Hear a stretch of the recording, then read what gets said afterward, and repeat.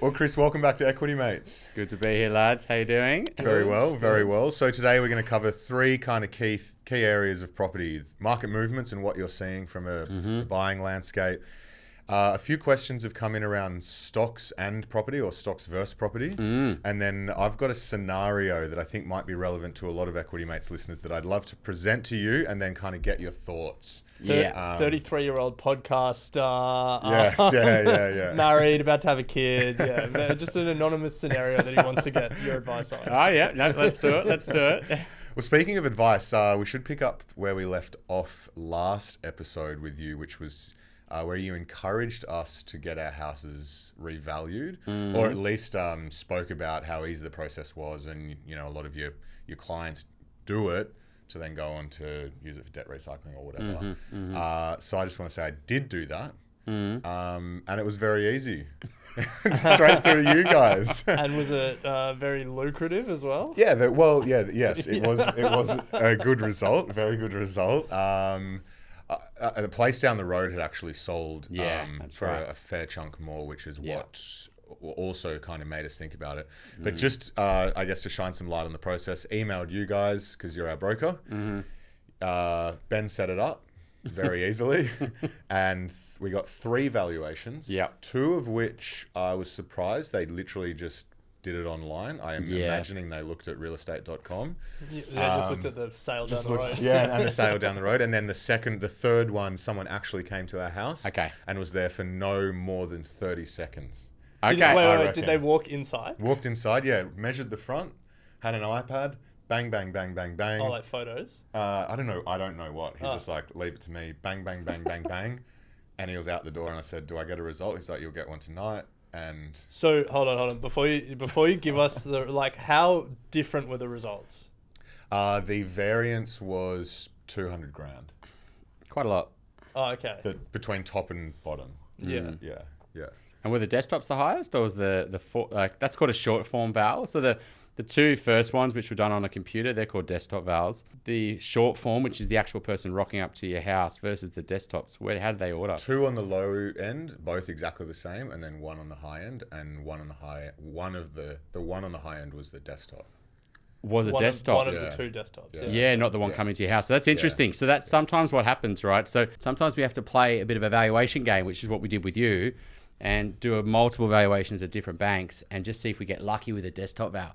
And you can sometimes find that one of them will be way out of market, and then that'll give you more options, whether it's for recycling, whether it's for renos, whether it's just to build a buffer. So it sounds like you got the result there, which is good. So not all 3 vals came in at the same price, and you're like, they're all just, there's no difference there. And even it's sometimes worth, even if that val is higher and it's at a bank that's slightly higher interest rate, you may say, well, that's worth it to me because I get more buffer, or I get more options. And so don't always have to focus on rate. Sometimes you focus on actually who's going to give you the best val. Well, thank you for encouraging me to do it. And if you want to, I guess, work with Chris. Whoa, you haven't given us the result. What do you mean? Did your val go up or down? It went up. Oh, okay. Yeah. All we got was the differential between the 3. It was a great result.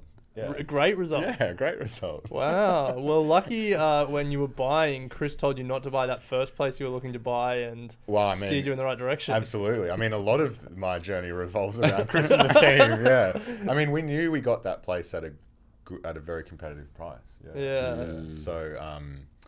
So to see that reflected in the val was good. Nice. Well, let's stop pumping Bryce's tires up. If people want to speak to Chris and the team, equitymates.com/advice. We'll put you in touch. We'll share your details, and they can help you like they helped both Bryce and I.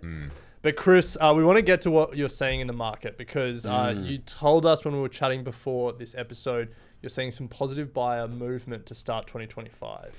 What does that look like? 2023, 2024, years of high rates. And so even though your property's done quite well, it's been a tough market, right? Borrowing capacity extremely tight. A lot of concern around where rates are going and how long are they going to stay high? Are they going to stay, where they are now for 4 or 5 more years? Are they going to drop, etc.? January is always a little bit of an interesting month because there's very little properties on the market, but we usually get a good litmus test. And brokers generally a really good understanding of what current demand is, or if it's building, and who's entering the market, because people go to brokers first very early on in their journey. So I would say January was a typical January. I wouldn't say it was, out of control like we've seen in other years, like 2022. It was crazy how many people entered the market, or 2021 that might have been. But just as more and more confidence over the last month or so around where rates are going, and that rate cuts are almost imminent, or they're going to come in the next few months, we have seen buyers pick up. It hasn't been as intense as probably September, October last year, where there was real expectation that rate cuts are going to come, but they're also going to come quite steep. There was a period there where, there was some really, poor job data in the US came out, and expectations were rate cuts were late 2024. But coming into 2025, there has been an increased momentum. I would say that it's probably, typically still a lot of first home buyers that are trying to get stability and security and wanting to enter and want to get out of the rental market. That's still really strong. I wouldn't say the upgrader market's really back in full force.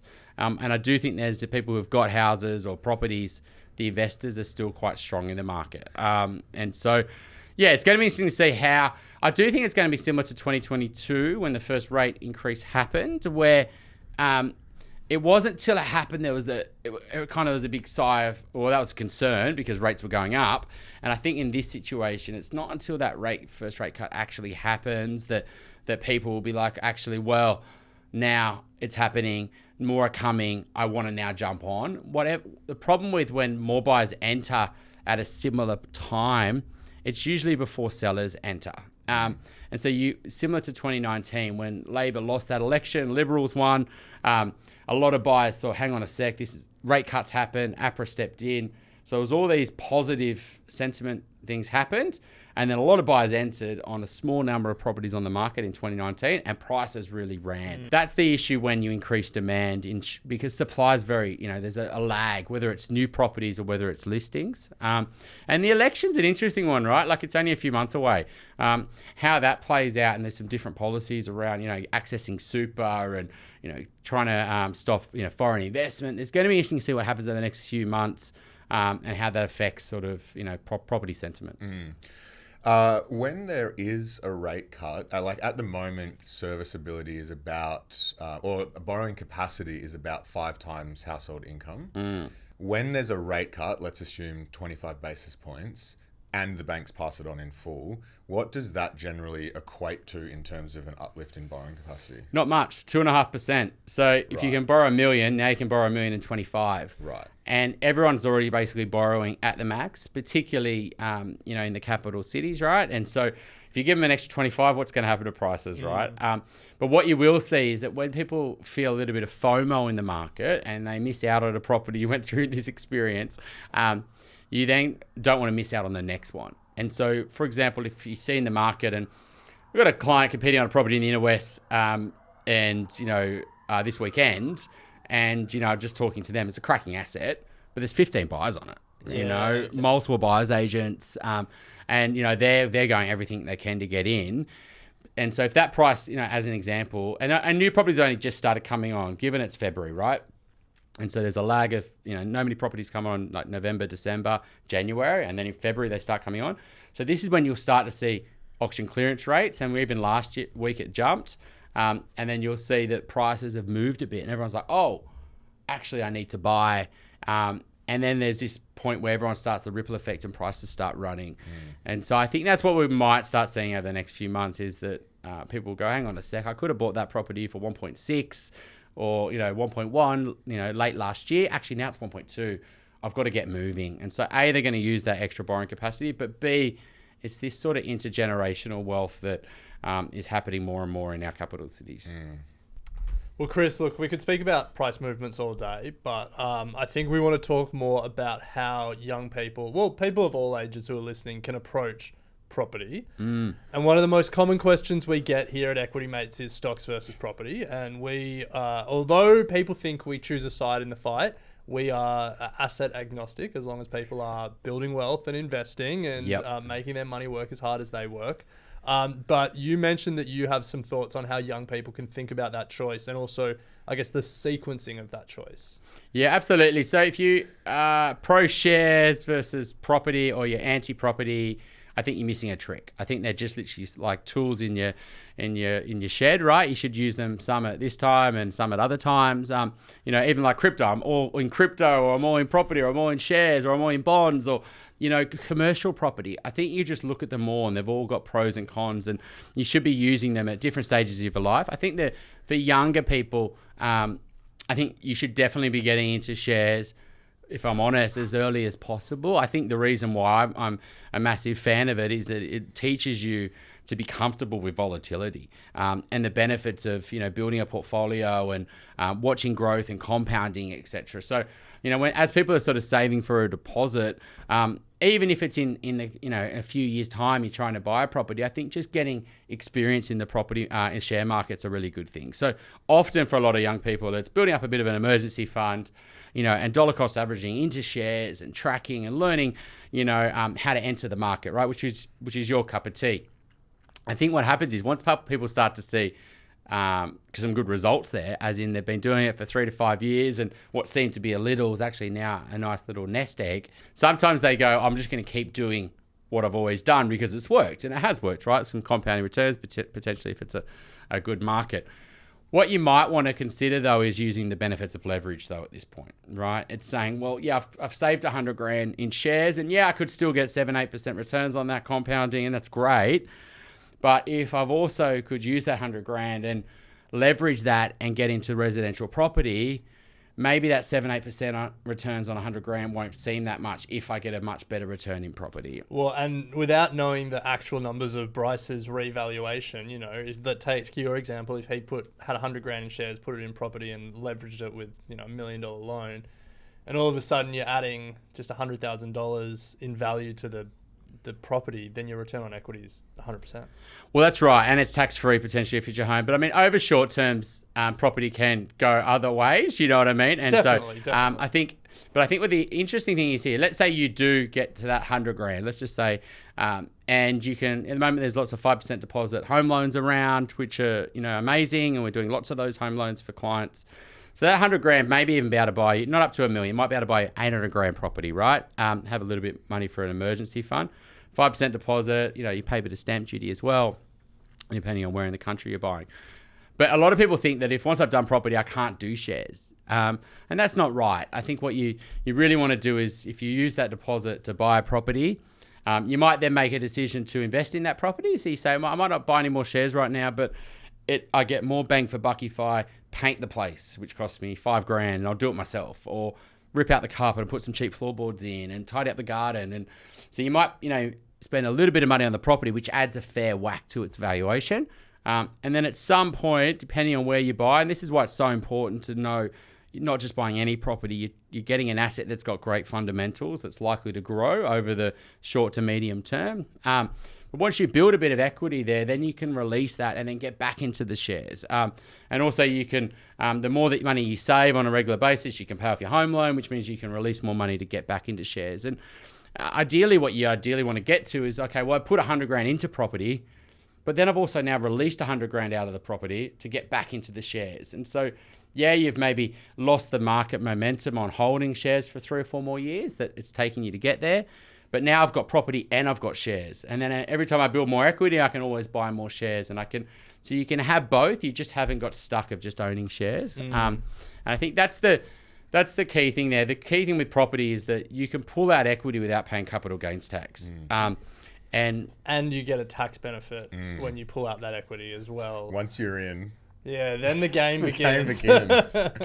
Yeah. So scenario, someone has 50 grand in shares and they're looking to buy a property. They've been taught for 5 years. These are long-term compounders. Don't sell, let it go for 40 years. It's ingrained. Are you kind of suggesting it actually might be better off selling down those shares to go towards the property, get the property you want, and then 3 or 4 years down the track, get back in? Yeah, get back in. That's right. And obviously when there's a major market correction, you're going to find that hard to do, right? But if you can get out along that journey and I mean, it's hard as well when you've had some real big winners there, and there's so many behavioral finance elements into owning shares, etc., like that. But I do think what you want to realize is that it's they're always going to be there, right? You can always re-enter the stock market and it's much easier. Maybe you haven't got as much market exposure, but you can get back in there. And I think at some point, it's not just all property or all shares. It's kind of balancing the two. And at some point, you might go, well, I've got quite a fair whack of equity in my property right now. I could go down the investment property route, but I'm much more passionate around building a portfolio in the share market, right? And so any equity I get, I'm going to put it into shares. I'm not going to go and buy investment properties. But there is another catch-22 there where if you are on high incomes, you might say, well, I've only got 100 grand equity in my property. I could re-leverage that into another $1 million property or $800,000 property. And then you've got the benefits of leverage again into an investment property. And so, I think it's just using them both at certain times. Until more banks offer principal and interest style loans on investing in shares, that is the best way to get leverage. Yeah. But can't wait till I can get $1 million mortgage on Commonwealth Bank shares. That's actually a good way for Commonwealth Bank to keep their share price high. Commonwealth Bank offer loans to buy their shares. Yeah, it's true. Anyway, separate conversation. So aside from that sequencing, is there any other considerations when you speak to people, exploring the possibility of taking some of the investments they've made and getting into the property market? Aside from that sequencing that you spoke about there, when else should people think about one over the other, or pairing the two together, or finding a balance between them? I think at the start of the journey, I think you've just got to be a little bit careful if you're getting exposure to individual stocks or your whole deposits in the market, in the share market. Is at some point you might just say, look, I'm going to start to just diversify a little bit more and put more and more in cash, because it's becoming closer and closer. So if there was a major market correction, you've just got the ability to still enter the property market without having to wait for your share portfolio to come back. Do you have a rule of thumb on timing? Like within 3 years, you want to be 70% cash, or anything like that? Look, I think that's where you're going to an advisor, right? An advisor would be sort of trying to talk to you about timing. I think general advice is, generally the longer, in the next 5 years, you'd want to have it in cash. We just got to really weigh that up.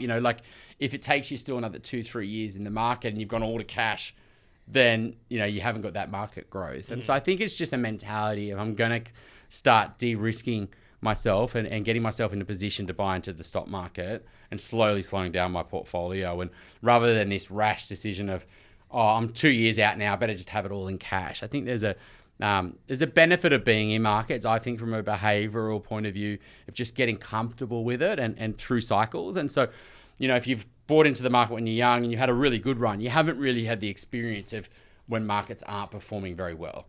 And I think it's the lessons you're trying to accrue in these younger years. It's just the experience of buying and selling and holding and, being comfortable with volatility, because then as you get older, the numbers get bigger.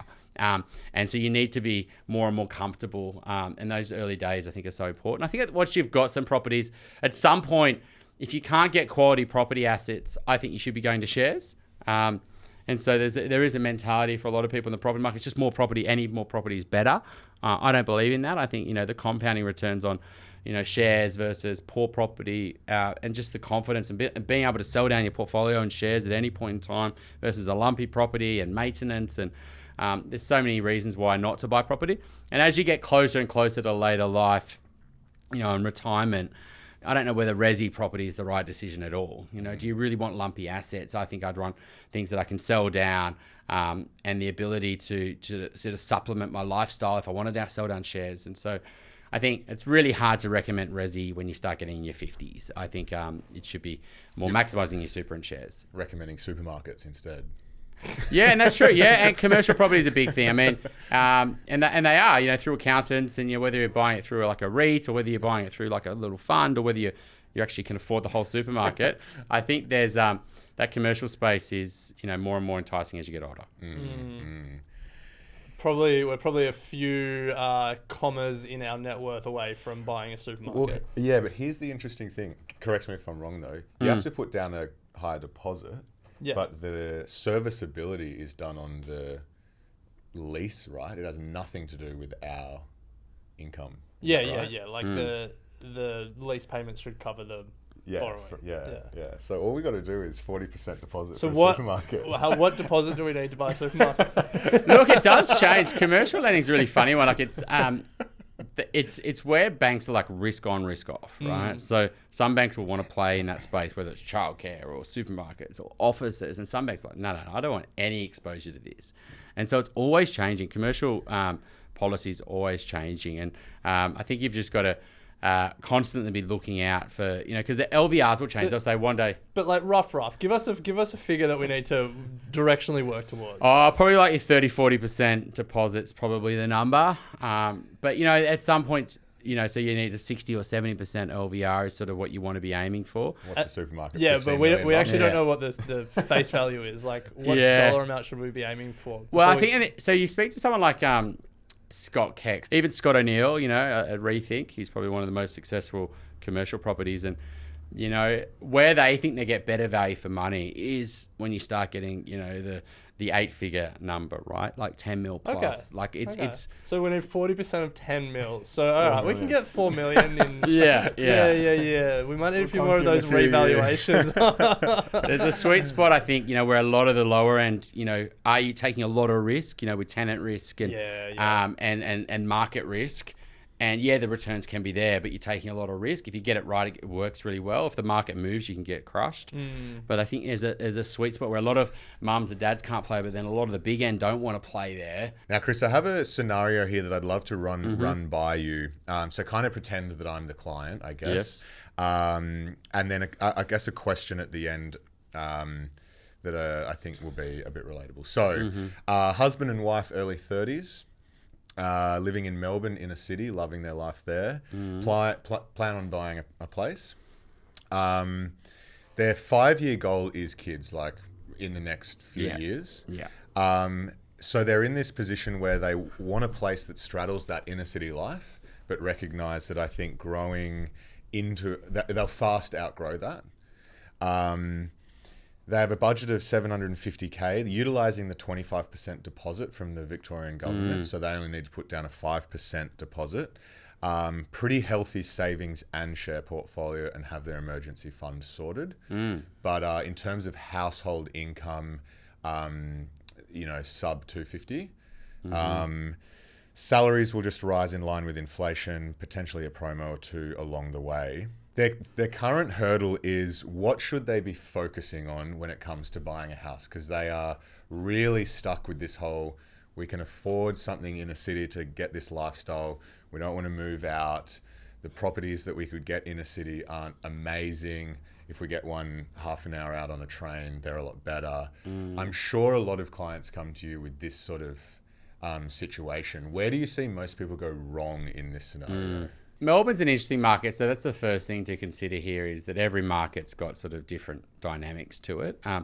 For example, in Sydney, it's they're even trying to buy something that is your future home is really difficult, right? Like, so in that scenario, change the numbers, but saying to someone, hey, why don't you buy something you're going to grow into is actually hard, because that's often the housing market, right? And it's not even affordable. So Sydney's a bit different. Sydney's maybe we're finding a real shift to, let's get something that'll last us now, and let's last us if we have 1 or 2 kids. But it's not a long-term solution, because that's, whether that's buying something where they want to live now or whether they even want to live in 5 years, isn't an option, right? Melbourne's a bit different. I think the market down there is really a little bit more depressed. It's had a tough time for the last, say, 7 years. And I think that decision is probably a viable one. The kids' next 5 years, it might be 2 years, might be 3 years, it might be 7 years, right? Depending on how it goes. Often when someone has one kid, they want another. And so they could go very quickly from, oh yeah, this place could work, to this place ain't going to work. And I would say that that's a bit of a concern, because once you do buy, it's not as simple of just unwinding it, particularly if you're using a home equity scheme. And what does that mean? The rules around that, does it change with the change of government? How does it all play out? Like, I'd just be a little bit concerned about those policies, using those for anybody, but particularly if you've got a shorter time frame, how does it affect things? So I mean, for them, it would be really challenging okay, yeah, you love this inner city life, but you're in a relationship, you're really thinking about having kids. Have you got certainty or clarity around where you want to end up in part of Melbourne long term? Like, my family's always is in the north, for example, or I really want to be down towards Mornington or down towards Geelong. And, could you get something that maybe isn't your dream place, but needs a reno, that you would love to live in, long term. And if you have multiple kids, it'll suit you. But it doesn't mean you have to stay there. I mean, it depends on the home equity scheme as well, whether you have to live in it or not. And that changes state to state. These home equity things are coming out more and more across all the banks. There's 5% deposit home loans, and then there's these where the government's investing with you.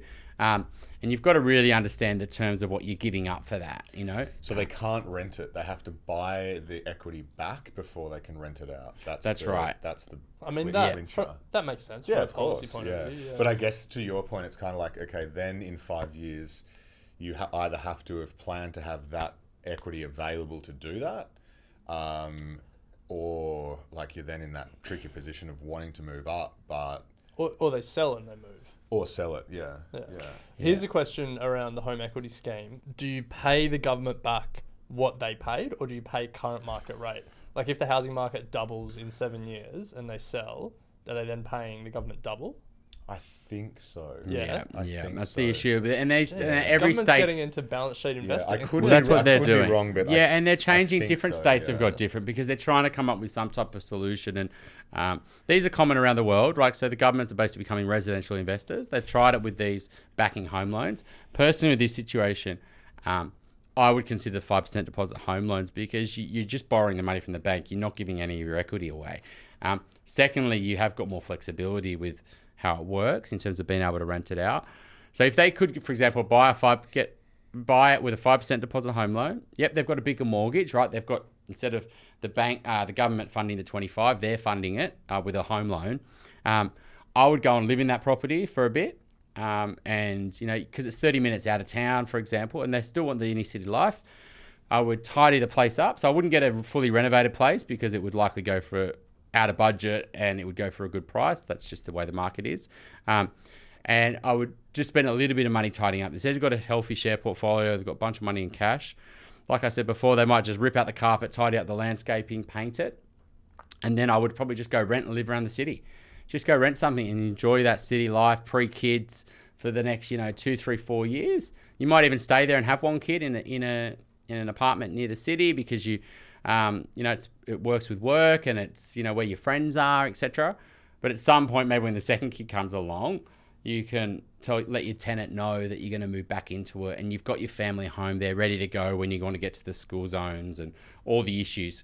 Because pre-kids, stability and security doesn't matter. As soon as kids come along, it very rapidly and surprises people that they go, actually, no, I can't afford to get kicked out of my rental property because that was so disruptive for the kids. Yeah. And it really affected getting into childcare and etc. And it was so stressful I thought I was going to be homeless. I had to move back in with the parents, with the kid. And that will naturally probably happen for them.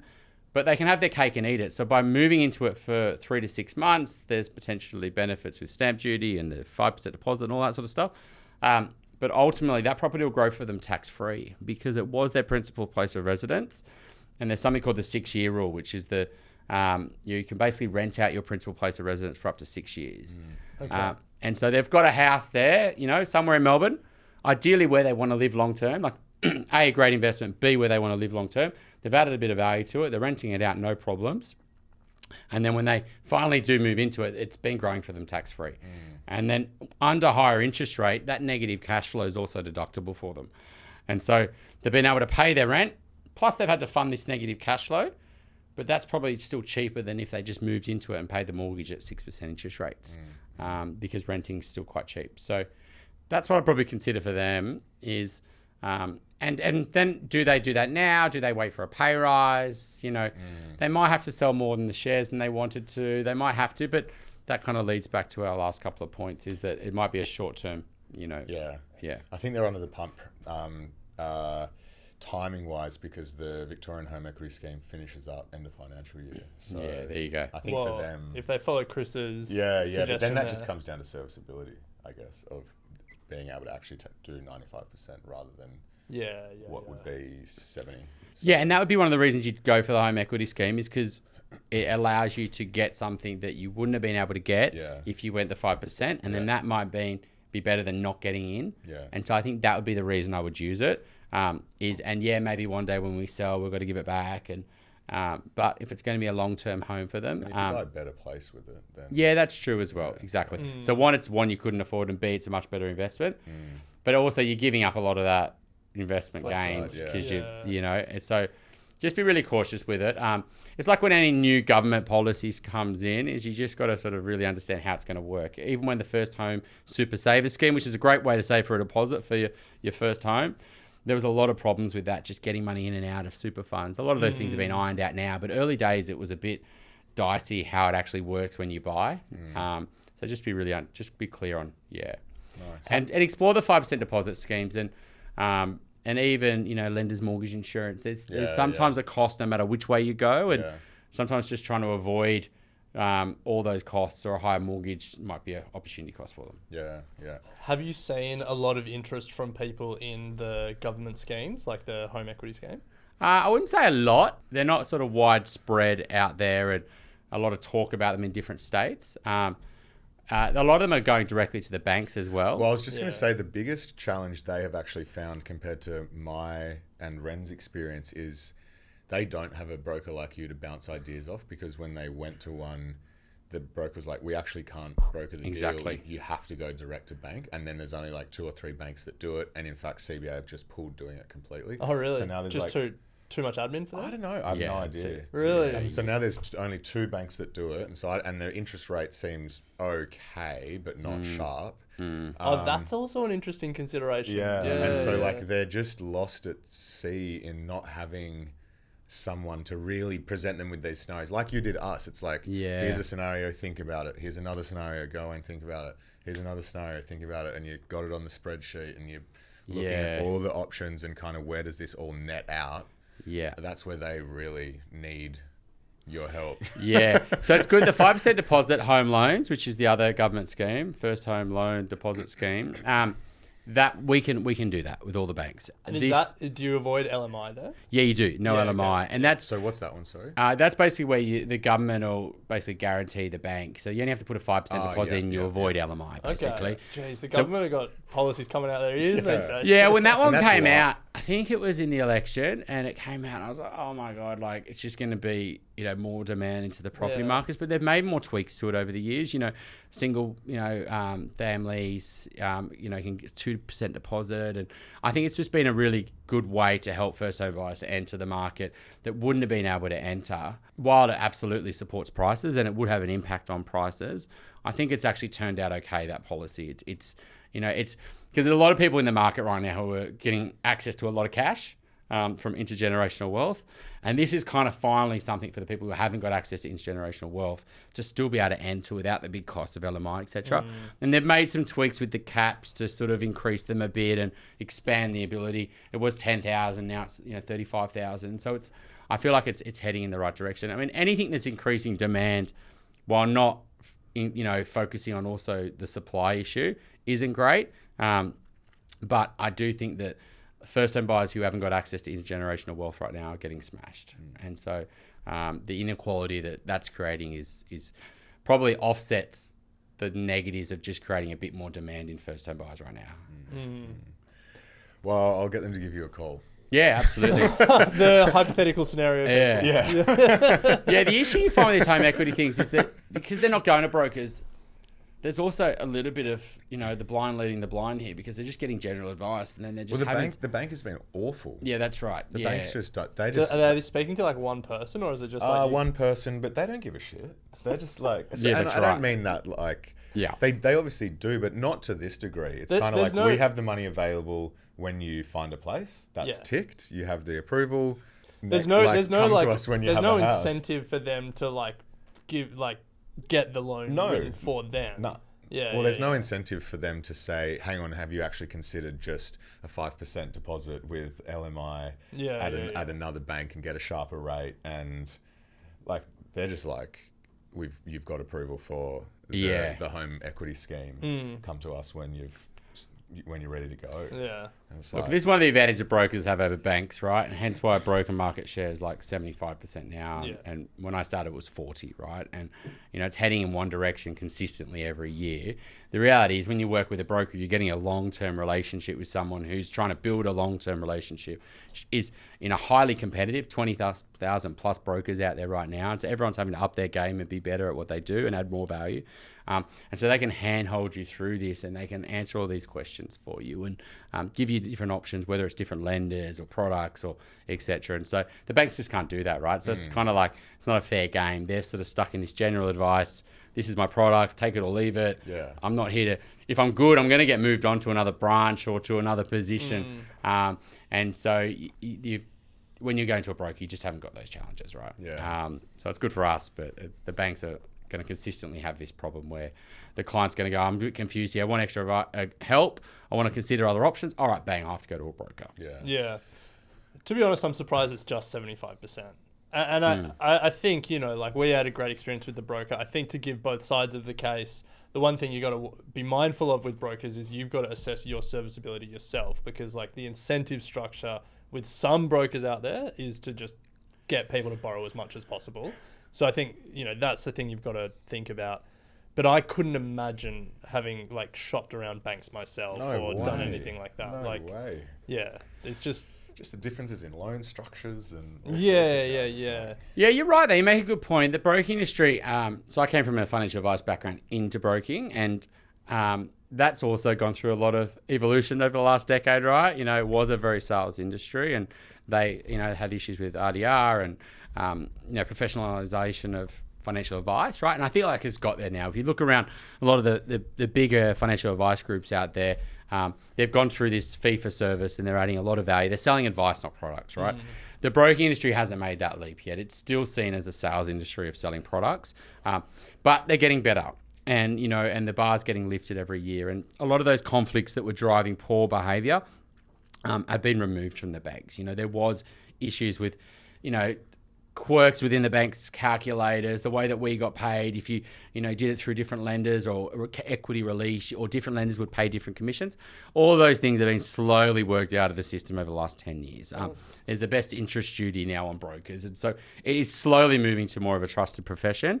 But you do have to be careful, because it has come from a sales industry into this. And through that, you're still going to get a bunch of brokers out there still focusing on selling products and rather than just trying to think, actually, what is the best thing for clients here? The other thing brokers need to do is they need to go, well, if I'm helping someone get access to a lot of money and then they're making decisions with that and they're buying assets, if I know, I need to educate myself on what they're doing.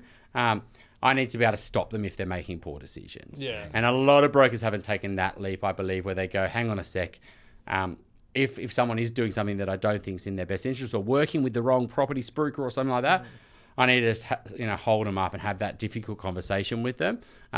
But that's a big leap. That's where someone's got to see themselves as a trusted advisor rather than a salesperson. Yeah. Well, that's probably a good point to say, Chris. You did stop Bryce buying a property, and you did help me and Alice putting us in touch with a buyer's agent for our area. So I think we both appreciated your service. equitymates.com/advice if people want to speak to Chris and the team. So Chris, thanks for joining us today.